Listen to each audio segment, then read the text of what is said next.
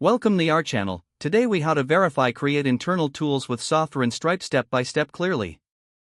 Begin by accessing the Softr website and logging into your account. Once logged in, click on the Create New App button to start a new project. You will now be prompted to choose a template or start from scratch.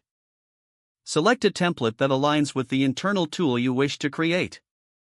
After selecting a template, customize the app's name and description as needed. Next, navigate to the Data section in the left sidebar to set up your database. Here, you can add relevant data types like users, tasks, or projects. Once you have structured your database, move on to the Pages section.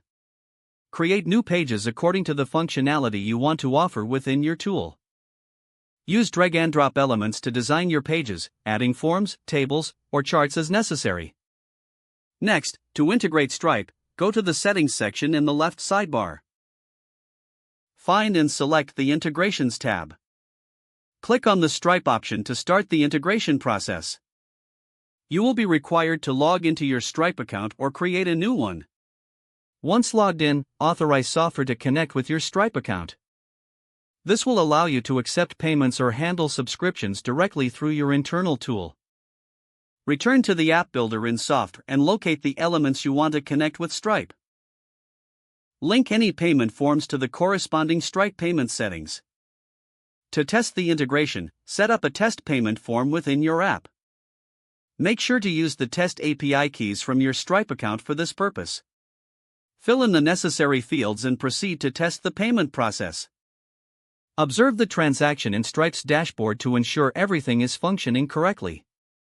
After testing, switch to live mode in Stripe and update your API keys in Softr. Customize your app's appearance further, modifying styles and layouts as necessary.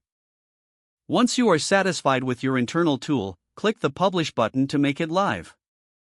Finally, share your tool with your team or colleagues for use. If the page does not load, refresh the browser or try again in a private or incognito window. Make sure you are using the correct email address, then retype it carefully to avoid small typos. Don't forget to like this video and subscribe to our channel for more step-by-step tech guides.